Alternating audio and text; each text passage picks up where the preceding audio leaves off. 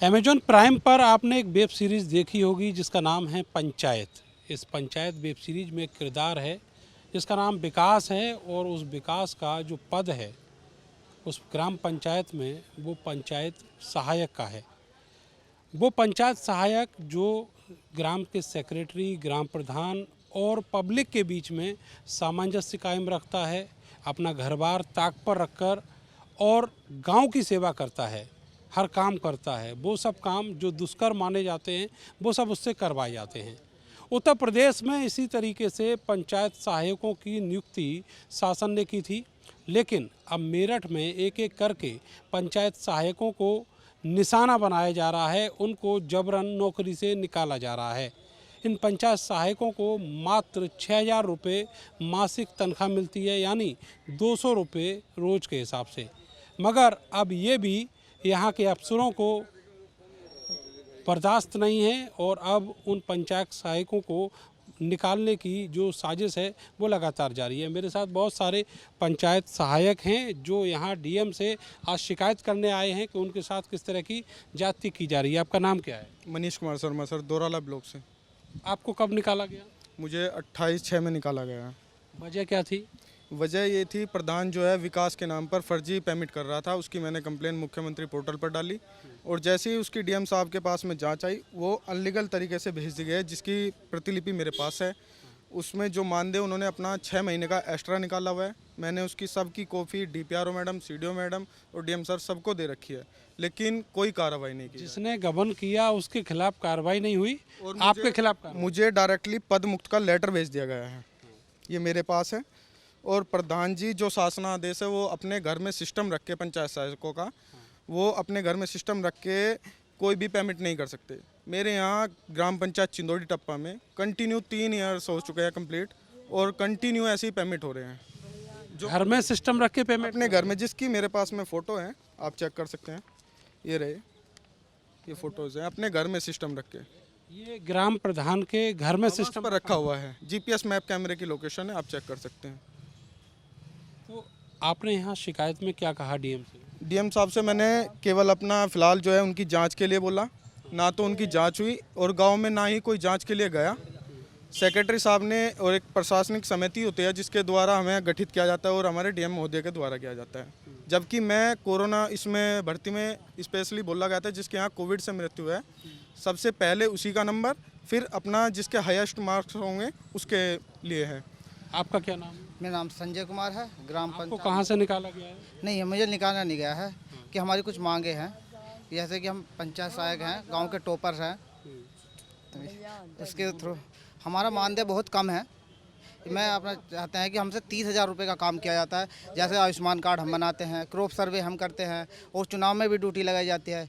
मैं कहना चाहूँगा कि हमारी कम से कम 30,000 रुपये। आप ये चाहते हैं कि आपका मानदेय बढ़ाया जाए, आपका क्या स्टेटस है? सर मानदेय का ही स्टेटस है, चूँकि हम वो काम कर रहे हैं जो 50,000 प्लस तनख्वाह लेने वाला कर्मचारी भी नहीं कर रहा। पूरे विभाग का जितने भी विभाग हैं सभी का काम हम देखते हैं, सभी विभागों को हमने ऊपर लाने का काम किया है। अपनी ग्राम पंचायत को हम देखते हैं, ग्राम पंचायत में होने वाली समस्याओं को हम देखते हैं, ग्राम पंचायत में होने वाली राजनीति को हम झेलते हैं 6,000 रुपये में मात्र। आपसे विनती यही है मुख्यमंत्री जी की हमारा मानदेय वृद्धि हो, ठीक है, कम से कम 30,000 हो, हमें हमारी संविदा समाप्त की जाए, ठीक है, और एक कौन से उसमें स्थायी नियुक्ति। जी जी, आपका नाम क्या है? मेरा नाम आयुष बिल्टोरिया है। रजपुरा ब्लॉक में, गांव रजपुरा का निवासी हूं और वर्तमान में पंचायत सहायक हूं। आपके साथ क्या दिक्कत हुई है? दिक्कत मेरे साथ कुछ नहीं है, बस 6,000 का जो मानदेय है ये बहुत कम है, जिसमें परिवार चलाना है, खुद के खर्चे करना बहुत कम है। आज मनरेगा कर्मचारियों के 230 रुपये मिलते हैं। आज एक पढ़े लिखा, मैं पोस्ट ग्रेजुएट हूँ, मेरिट से आया हूँ, 200 रुपये मिल रहे हैं। 200 रुपये में आयुष्मान कार्ड मुझे बनाना है, क्रॉप सर्वे मुझे करना है, चुनाव की ड्यूटी मुझे करना है और जन्म मृत्यु मुझे बनाने हैं और गांव की राजनीति भी मुझे देखनी है, सब चीज़ से मुझे देखना है।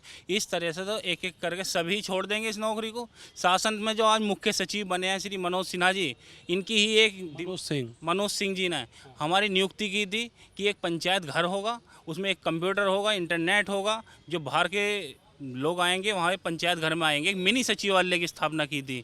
तो मेरी तो सबसे पहले सरकार से यही गुजारिश है कि पंचायत सहायक को सारे शासनादेश लागू किए जाएं और सभी को सम्मानपूर्वक रखा जाए और वे ना छोड़ें। उनसे इतना काम बताइए कि आपके यहाँ आपके ब्लॉक में कितने लोग छोड़ चुके हैं या उनको जबरन निकाला गया है? ना, कुछ लोग छोड़ भी चुके हैं, किसी की नौकरी लग गई है दूसरे विभाग में।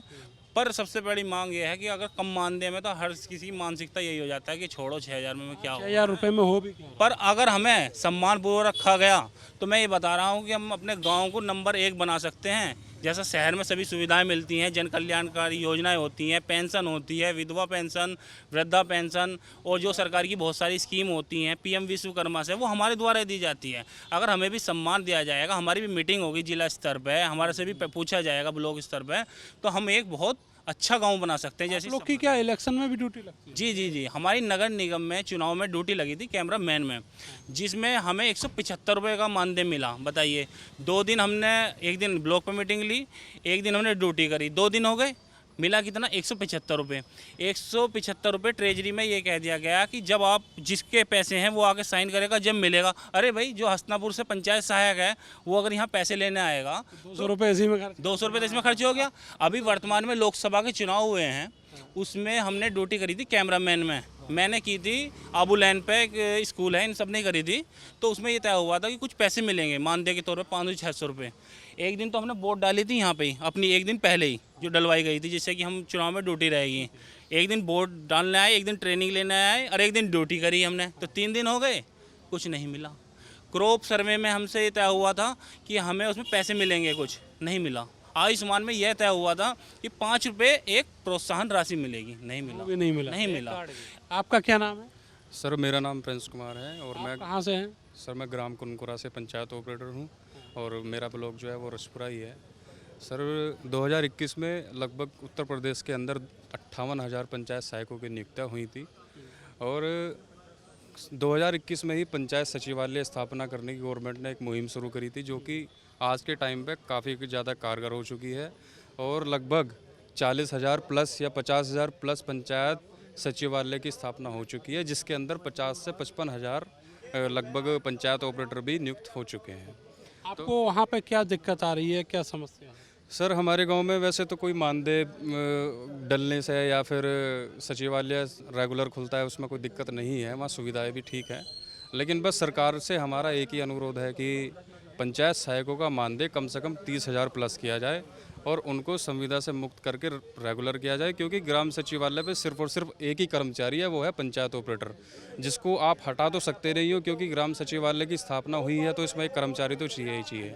लेकिन इसमें हटाने के लिए प्रधान भी यही चाहते हैं कि ये हट जाए, सचिव भी नहीं इनको बर्दाश्त नहीं अपने लोगों को सेट कर अपने लोगों को सेट करना चाहते हैं और सचिव भी नहीं चाहते कि भाई पंचायत सहायक को उनके ज़्यादा से ज़्यादा अधिकार मिल जाए। अभी हाल ही में जो है जो PFMS से जो पेमेंट होता है, उसमें शासनादेश आया था कि पंचायत सहायकों की बायोमेट्रिक से ही वो खुलेगा, लेकिन प्रधानों ने और सचिवों ने इसका विरोध कर दिया और विरोध करने के बाद में वो पुनः जो उसका पुराना रूल था वो दोबारा से लागू हो गया। कि ये आपको दिखाता है कि एक संविदा कर्मचारी जिसके पैसे भी इतने कम है कि जिसको सोचना भी, कोई सोच के भी हंसेगा, तो उसके साथ ऐसा ही होगा।